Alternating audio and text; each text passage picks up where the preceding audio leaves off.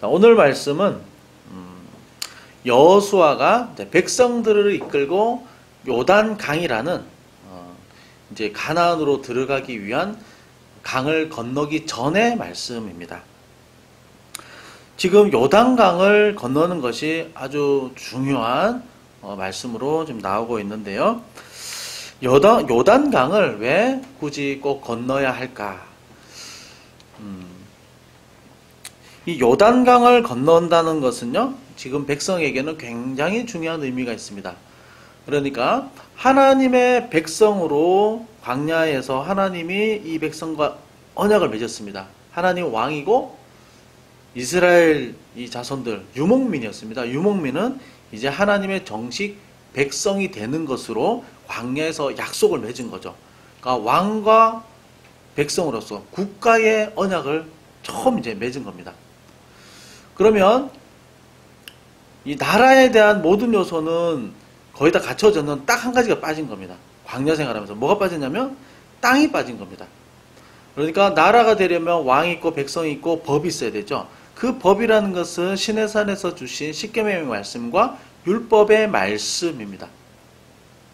그리고 정말 하나님 백성으로서 완성이 되려면 땅을 가져야 됩니다.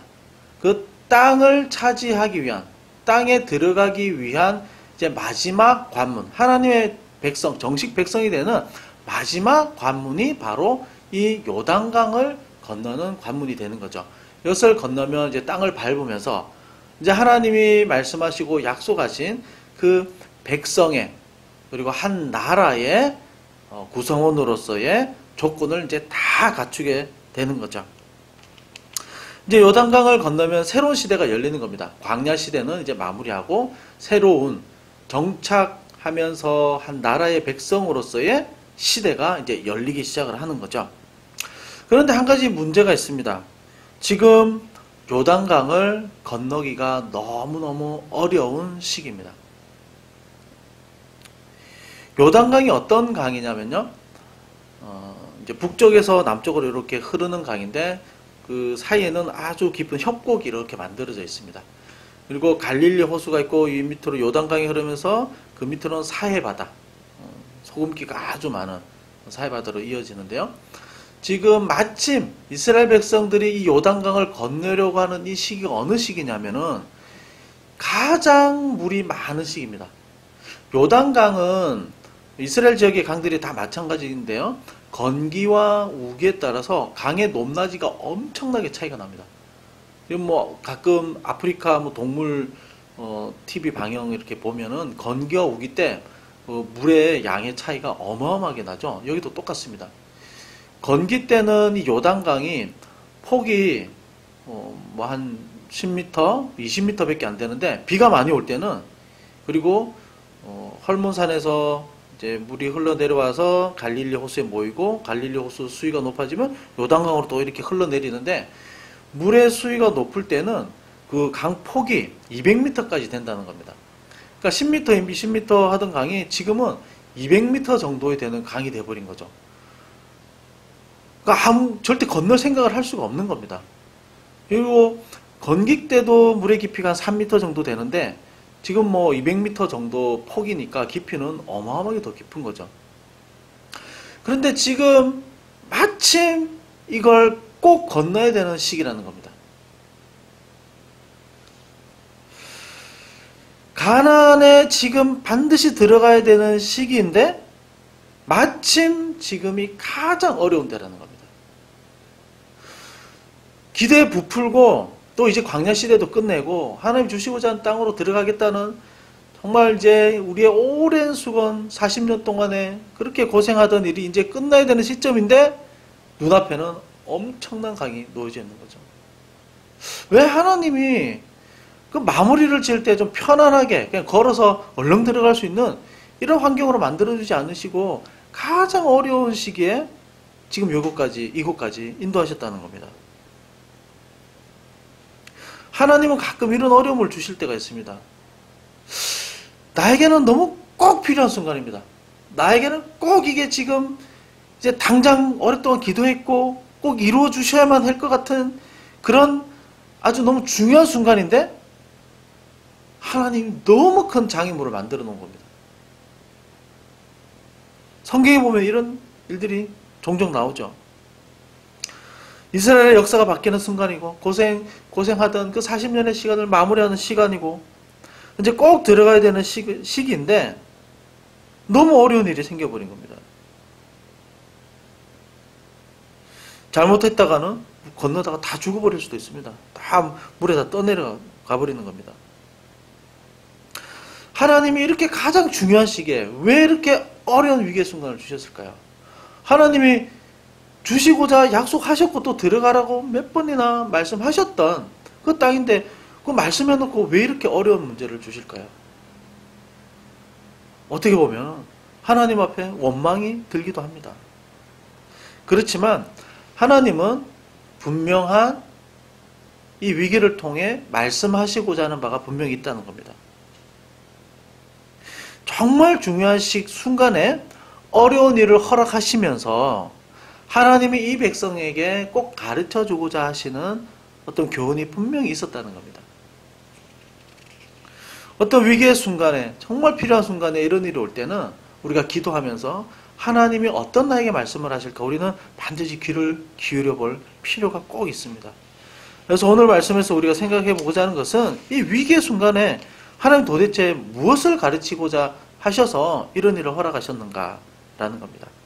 그래서 우리가 세 가지로 볼 텐데요. 첫 번째는 최선의 노력을 다할 것을 가르쳐 주고 있습니다. 지금 이스라엘의 지도자는 모세에서 여호수아로 바뀌었습니다. 여호수아가 처음 지도자가 되고 나서 해결해야 되는 과제를 처음 맞이했는데요. 그 과제가 뭐냐면 가장 어려운 과제였습니다. 요단강을 건너야 되는 일이 여호수아가 첫 번째로 풀어야 될 숙제였습니다. 얼마나 그 모세가 그리웠겠습니까? 모세와 함께 한다면 이런 일들이야 아무것도 아니었겠죠. 그런데 모세가 없습니다. 이제 여호수아 혼자서 이 일을 다 감당해야 됩니다. 얼마나 두렵고 떨리고 무섭겠습니까? 이런 상황에서 1절에 보게 되면 여호수아가 어떻게 했다고 나오냐면 여호수아가 아침에 일찍 일어나서 이렇게 말씀이 나옵니다. 이 표현은 그냥 여호수아가 오늘 우연히 일찍 일어났겠지라고 볼 수도 있습니다.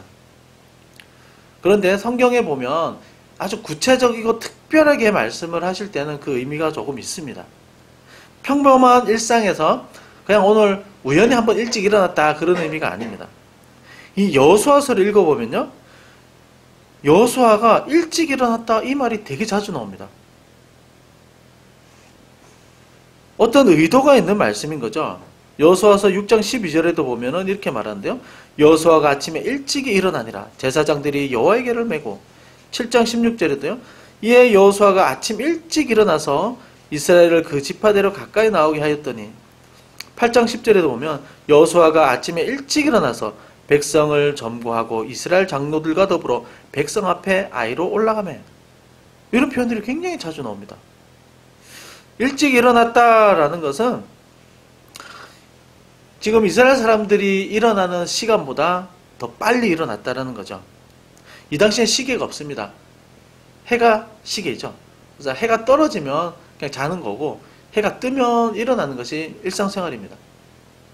근데 해가 뜰 때 보통 일어난다고 본다면 이제 여호수아는 해가 뜨기 전에 일어났다고 볼 수 있는 거죠. 그러니까 이 말은 성실하게 준비했다는 겁니다. 성실하게 준비하고 참 열심히 노력하는 일상의 모습을 보여주고 있는 것이죠. 일찍 일어났다 해서 우리도 일찍 일어나야 돼. 뭐 아침 일찍 일어나는 새가 뭐 벌레를 많이 먹는다고 그러더라. 뭐 우리가 일찍 깨야 돼라는 의미가 아니라 아침형 인간을 말하는 것이 아닙니다. 그것이 아니라 하나님께 받은 사명을 성실하게 준비했다. 스스로 굉장히 노력했다. 이런 의미로 우리는 받아들일 수가 있습니다. 그런데요. 여호수아가 이렇게 노력하고 열심히 할 필요가 있나 싶은 그런 말씀이 하나 있습니다. 뭐냐면 여호수아 1장 3절에 보게 되면 하나님이 여호수아에게 분명히 이렇게 말씀을 하셨습니다. 너희 발바닥으로 밟는 곳을 내가 다 너에게 주겠다. 하나님 분명한 약속이었습니다. 이 약속만 믿으면 여호수아는 굳이 뭐 그렇게 노력하지 않아도, 굳이 뭐 다른 사람은 안 일어났는데 새벽에 일어나서 아마 추측컨대 기도했을 겁니다. 그죠? 하나님과의 깊은 교제를 가졌을 겁니다. 이 말씀만 믿는다면, 여기서만 그쳤다면 여호수아가 이렇게 열심히 일찍 일어날 필요가 없습니다. 선물로 주시는 건 당연한 거니까 라고 생각하고 그냥 일상 사람들과 다르게 똑같이 이렇게 편하게 그냥 생활할 수 있었을 겁니다. 하나님이 약속했으니까 나는 아무것도 하지 않아도 돼. 약속했으니까 내가 굳이 노력할 필요가 있을까? 라고 생각할 수도 있습니다. 그러나 우리가 한 가지 염두에 둘 것은 무엇이냐면, 신앙과 실천에 대한 이것은 오해라고 할 수 있습니다. 여러분, 우리가 믿습니다 합니다. 하나님의 말씀을 믿습니다. 하나님이 그렇게 될 줄로 믿습니다. 내가 확신합니다. 이렇게 고백하고 나서 실제로 아무것도 하지 않는다면 이것은 우리가 실제로 믿는 것인가? 라고 의문을 던져볼 수 있습니다. 우리의 믿음이라는 것은 아무것도 안 하는 것을 의미하지 않습니다. 가만히 있으면 자동적으로 다 무엇이 돌아가고 다 이루어진다는 것을 의미하는 것이 아닙니다. 믿음이 있기 때문에 확신을 가지고 더 열심히 기도하고 더 열심히 말씀을 보는 겁니다. 믿음은 실제로 그 증거가 드러나는 겁니다. 삶으로 드러나는 것이고요. 더 열심을 내는 것이고 더 최선을 다하는 겁니다. 더 믿음으로 노력하는 것입니다. 믿음은 입술로만 끝나는 것이 아니라 발과 손을 움직이게 하는 것이죠. 그래서 성경의 수많은 말씀들이요, 약속으로만 끝나지 않습니다. 얻을 것이다, 내가 너에게 줄 것이다, 두드리면 열릴 것이다, 너희들이 가질 것이다, 취할 것이다, 이렇게 수많은 약속을 하나님이 계속해서 말씀하시면서 동시에 어떤 말씀을 하시냐면 명령을 하십니다. 명령. 기도해라, 감사해라, 찬양하라, 기뻐하라, 용서하라, 사랑하라. 금지도 많습니다. 우상 숭배하지 마라, 도둑질하지 마라, 간음하지 마라. 이 명령들이요 엄청나게 많이 있습니다. 약속만 해주면 좋을 것 같은데 피곤하게 이거 해 저거 해 자꾸 이렇게 촉구를 하신다는 거죠. 왜 그럴까요? 좋은 말씀만 계속 그냥 해주시고 나는 그냥 누리면 좋을 것 같습니다. 그런데 성경은요 계속해서 우리에게 의지를 자극하고 움직이라고 촉구를 하는 동사형 명령들이 상당히 많이 있습니다. 왜 그럴까요? 약속의 말씀이 실제로 나의 것이 되기 때문입니다. 나의 것이 되도록 하기 위한 하나님의 가르침인 거죠. 믿음은 우리가 먼저 마음으로 인식하는 것이 맞습니다. 마음으로 받아들이는 게 맞습니다. 그것으로 시작이 되죠. 그런데 그것으로 끝이 나면 안 되는 겁니다. 정말 믿음으로 받아들였다면, 그 믿음이 살아서 움직이고 역사하는 믿음이라고 한다면 우리가 움직일 수밖에 없는 거죠. 그리고 움직일 수 있도록 계속해서 촉구해서 말씀을 하십니다. 어떻게 보면 되게 피곤한 일입니다. 뭐 해라 뭐 해라 자꾸 얘기하십니다. 왜 그럴까요? 우리의 연약함 때문이죠. 우리의 죄된 본성 때문입니다. 우리의 연약함과 죄된 본성이란 무엇이냐면 노력하지 않고 얻으려고 하는 겁니다. 나는 아무것도 하지 않으면서 다 되길 바라는 것이 우리의 연약한 본성입니다. 이것은 죄된 본성이라고 할 수 있겠죠. 그래서 하나님은 우리에게 약속을 하시고 그리고 나서 그렇게 살아라고 촉구하시는 거죠.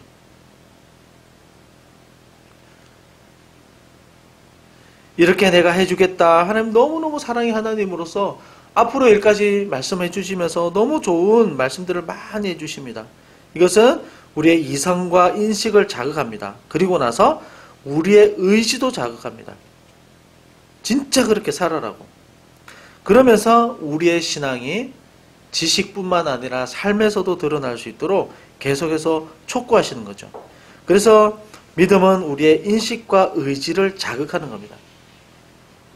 가나안 땅을 주겠다 약속하셨습니다. 젖과 꿀이 흐르는 땅을 너에게 주겠다. 밟는 곳은 너희들이 다 가질 수 있도록 해주겠다. 얼마나 좋습니까?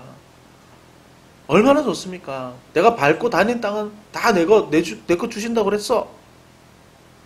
그런데 조건이 있는 거죠. 그렇다면 너 실제로 걸어 들어가야 돼 라고 하는 겁니다. 실제로 그곳으로 네가 요단강이 넘실거리지만 그 요단강 물을 밟고 지나가야 돼 라고 하는 겁니다. 1장 3절에서 여호수아 1장 3절에서 주겠다, 밟는 곳을 다 주겠다 라고 하셨는데요. 2절에 보게 되면 가라 라고 이야기합니다. 가라. 실제로 가야 됩니다. 실제로 움직여야 됩니다. 그래서 여호수아는 믿고 움직인 거죠. 믿고 손과 발이 부지런히 움직인 겁니다. 그래서 하나님은요, 믿음의 사람들이 실제로 그렇게 믿은 대로 살아가도록 계속해서 인도해 가시는 겁니다. 위기를 주시기도 하고 불안한 환경을 주시기도 하고 그렇지만 그 가운데 살아계신 하나님을 믿고 동행하며 걸어가도록 하나님은 계속해서 촉구합니다. 그렇게 촉구할 때 우리는 순종하겠습니다. 다시 한 번 더 다짐하고 우리의 손과 발과 또 우리의 몸을 움직여서 그렇게 살도록 우리는 노력해야 되는 것이 또 우리의 책임이기도 한 것이죠.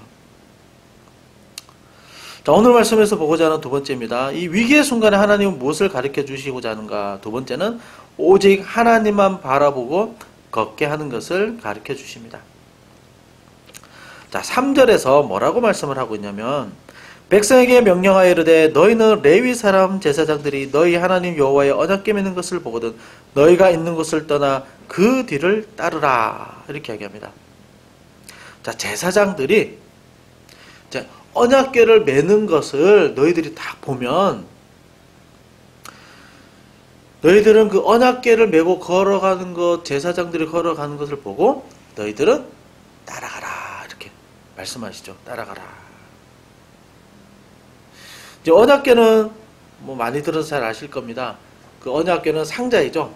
크지 않은 좀 작은 상자인데 여기에 아론의 쌍난 지팡이, 십계명, 만나 이 세 가지가 들어있죠. 그래서 하나님께서 너희와 함께 하신다. 하나님 우리와 함께 하신다는 것을 보여주는 아주 중요한 상징입니다. 상징이 되는 상자이죠.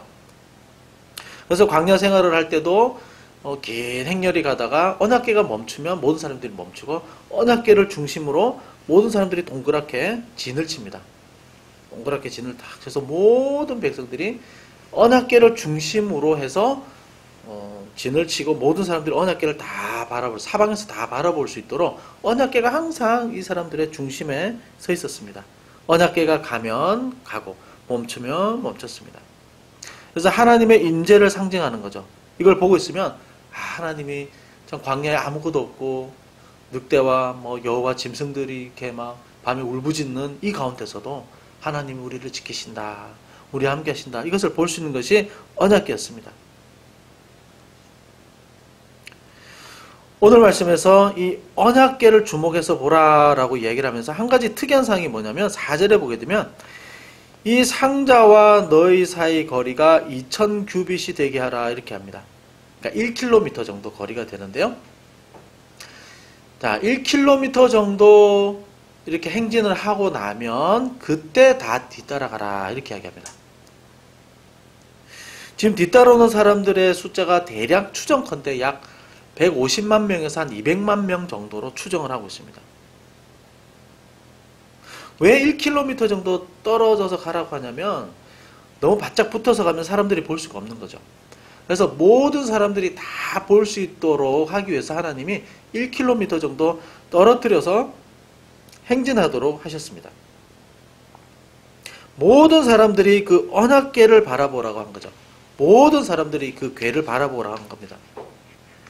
굉장히 지금 이 순간에는 중요한 말씀이었습니다. 왜냐하면 자, 언약궤 앞에 뭐가 있죠?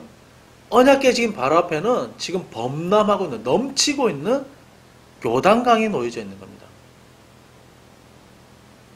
이 언약궤를 보지 않으면 요단강을 보게 돼 있고요. 요단강을 안 보면 언약궤를 보게 돼 있습니다.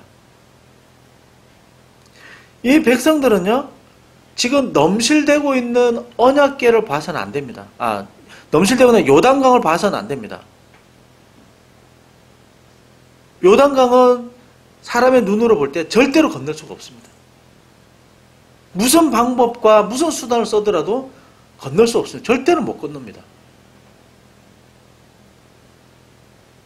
굉장한 좌절감을 맛보게 하는 환경입니다, 지금. 눈앞에는요, 굉장히 큰 절망감을 주는 강이 지금 앞에 놓여져 있는 겁니다. 모든 백성들은 그걸 보지 말아야 됩니다.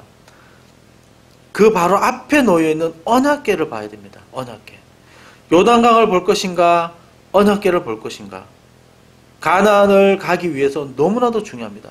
만약에 요단강만 쳐다보고 걱정하고 불안해하고 두려워한다면 하나님이 약속한 것을 절대로 얻을 수 없습니다. 그러나 하나님이 말씀하신 대로 그 언약궤만 바라본다면, 저걸 바라보면서 하나님이 무슨 일이 있어 나와 함께 하신다. 저 언약궤를 바라보면서 아무리 요단강이 넘설거린다 하더라도 하나님이 우리와 함께 하시고 하나님이 하실 거야. 하나님이 하실 거야. 저 언약궤와 함께 하면서 하나님이 얼마나 많은 일을 하셨는지 몰라. 하나님이 방법을 만들어내실 거야. 하나님이 우리가 모르는 지혜로 하나님의 놀라운 능력으로 하나님이 베풀어 주실 거야. 인도해 주실 거야. 라는 기대를 가지게 만드는 것이 언약궤였습니다. 요단강을 보면요, 절대로 자기 힘으로 할 수 있는 방법이 생각날 수 없을 뿐만 아니라 할 수도 없습니다. 눈앞에 있는 요단강을 보지 말아야 하는 것이죠. 우리에게도 수많은 요단강과 같은 내가 절대로 내 힘으로 해결할 수 없는 절망의 강이 넘실거릴 때가 얼마나 많은지 모릅니다. 그것만 바라보고 쳐다보고 있으면 해결이 될까요? 절대로 해결 안 됩니다. 그걸 바라보고 있으면 있을수록 마음만 상할 뿐입니다. 방법이 없습니다. 이걸 바라보면서 우리의 한계를 인정하고 우리의 무능함을 인정하고 나와 함께 하시는 그 언약궤를 보여주신 그 하나님을 생각하고 언약궤를 통해서 우리와 함께 하신 하나님 그 역사를 계속해서 떠올려야죠. 나와 함께 하신 그 하나님의 역사들을 생각해야죠. 위기의 순간에 나를 다시 이렇게 세워주셨던 그 하나님의 일하심을 계속해서 생각해 봐야죠.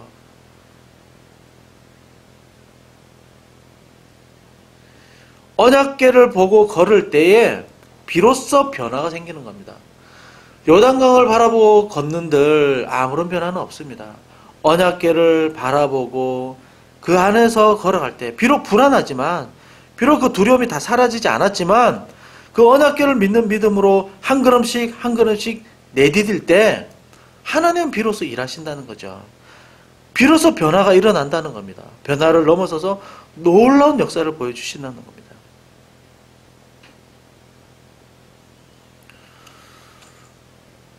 우리에게 어떤 요단강과 같은 절망스러운 환경이 있다 하더라도 우리가 반드시 바라봐야 될 것은 바로 하나님과 함께 하신다는 이 약속입니다. 약속.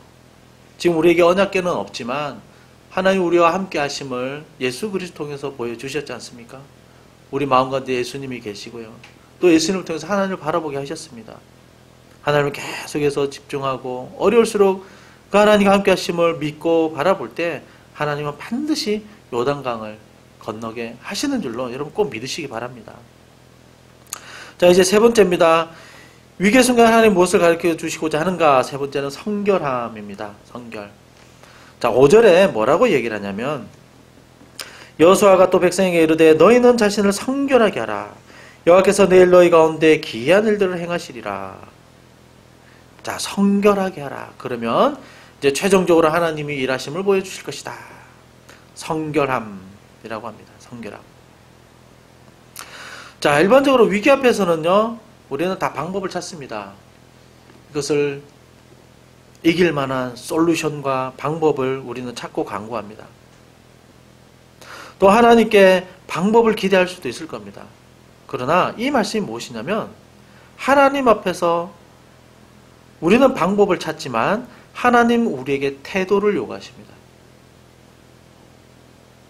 우리가 방법을 알려달라고 이야기할 때 많은 경우에 있어서 하나님은 구체적인 방법을 알려주시기보다 하나님 앞에서 어떤 삶의 태도와 신앙의 태도를 가질지를 말씀을 해주고 있습니다. 자, 이것이 요단강을 건너오는 것과 도대체 무슨 관련이 있을까요? 어떻게 보면 너무 생뚱맞은 답입니다. 성결해라. 그러면 귀한 일을 보여줄 것이다. 아니 그게 무슨 말입니까? 무슨 다리를 놓는 방법을 말씀해 주시든지 아니면 돌을 다 가져와서 돌을 강물에 던져서 언덕을 하나 만들어서 건너게 하시든지 이런 구체적인 방법을 말씀해 주셔야 될 거 아닙니까? 그런데 하나님은 너희들이 행할 방법이 아니라 너희 마음속에 정결함을 지금 요구하고 있는 겁니다. 여러분, 성결이라는 것이 무엇이냐면 하나님이 보실 때에 내 안에 있는 부정함과 더러운 것들을 이야기하는 겁니다. 하나님 보시기에 굉장히 싫어하는 것들입니다. 다시 말하면 하나님 보실 때에 우리 안에 해결해야 될 문제들, 개인적으로 또 하나님과의 관계에 있어서 해결해야 될 문제에 대해서 하나님이 지금 지적하고 있는 겁니다. 이게 도대체 강을 건너는 것과 무슨 상관이 있을까요? 그러나 하나님은 이것을 중요하게 생각한다는 겁니다. 왜냐하면 하나님이 약속한 것을 얻기 위해서는, 그리고 새로운 땅에 들어가기 위해서는 하나님과의 관계가 제일 중요하다는 겁니다. 왜냐하면 성경에서는요, 우리 주님께서 쓰시고자 하는 그릇은 큰 그릇, 작은 그릇, 어떤 그릇이든 다 쓰는데 안 쓰는 그릇이 한 가지 있습니다. 더러운 그릇입니다. 우리가 주방에서 일을 하다 보면 너무 잘 알죠. 지금 밥을 떠야 되고 국을 떠야 되는데 아무리 작은 그릇이라도 깨끗하면 바로바로 담을 수 있습니다. 그런데 설거지가 안 돼 있는 더러운 그릇은, 김치, 고춧가루가 묻어있는 그릇이 아무리 금그릇이고 아무리 큰 좋은 그릇이다 하더라도 주방에서 당장 쓸 수가 없습니다. 간장 종지처럼 작은 그릇이라 하더라도 깨끗하게 준비가 되어 있으면 무엇이든 담을 수가 있는 거죠. 하나님이 쓰시고자 하시는, 하나님의 일을 보여주시고자 하시는 그 조건은 바로 깨끗한 그릇이 되어야 된다는 겁니다. 하나님이 안 쓰시는 그릇 없습니다. 다 쓰십니다. 5대 은사와 달란트 다 다르죠. 그러나 하나님 쓰지 않는 그릇이 하나 있습니다. 그것은 깨끗하게 준비되지 않은 그릇인 것이죠. 회개하고 정결한 심령으로 준비된 사람을 하나님께서는 쓰시겠다고, 그리고 그를 통해서 오늘 기이한 일을 보여주시겠다고 오늘 말씀하고 있는 겁니다. 하나님은 정결한 그릇을 통해서 일하시기를 원하십니다. 이 위기의 순간 굉장히 엉뚱해 보이는 말씀 같죠. 그러나 하나님과 동행하기 위한 가장 중요한 말씀입니다. 하나님과 동행하기 위한 가장 중요한 말씀. 그것은 바로 오늘 말씀에서는 성결입니다. 성결. 우리가 위기의 순간에 정말 하나님의 도심을 구한다면 오늘 5절의 말씀, 이 말씀을 잘 기억하시기 바랍니다. 하나님은 이 시대뿐만 아니라 지금 우리 시대에도 우리에게도 중요하게 요구하는 것 중에 하나가 뭐냐면 성결이라는 거죠. 성결. 하나님과의 관계가 회복되는 것을 하나님이 원하십니다. 우리 안에 정결함을 요구하십니다. 그래서 우리가 예배할 때도 하나님 앞에 나오기 전에 우리가 회개 기도를 하는 거죠. 이것이 하나님과의 막힌 담을 무너뜨리고 하나님과의 교제를 가능케 하는 방법이기 때문입니다. 성결한, 그리고 자신을 비워서 깨끗하게 준비된 그릇을 하나님이 쓰신다고 성경에서는 말씀을 하고 있죠. 그래서 우리가 하나님 앞에 나올 때 물론 방법 중요합니다. 그렇지만 그 이전에 하나님 우리에게 하나님이 원하시는 태도를 요구하십니다. 그 태도를 요구하실 때 하나님 앞에 우리는 늘 자신을 돌아보고 정결함을 가져야 할 것입니다. 오늘 말씀을 정리하겠습니다. 우리 삶에 요단강처럼 건널 수 없는 참 막연해 보이는 일들이 생길 때가 참 많이 있습니다. 절망감을 주는 문제들이 참 많이 있습니다. 이런 문제가 올 때 하나님은 우리에게 오늘 말씀을 통해서 세 가지를 이야기합니다. 오직 하나님만 바라보아라. 언약궤를 바라보듯이 요단강 보지 말고 하나님만 바라봐라. 두 번째는 정결한 심령을 가지라고 말씀하십니다. 믿음과 이 정결함 가운데서 최선의 노력을 다하기를 말씀을 하십니다. 그러면 오늘 이 요단강을 약속하신 대로 건너게 하셨듯이 우리에게도 어려운 문제 같은 요단강들이 열리는 역사가 있을 줄로 믿습니다.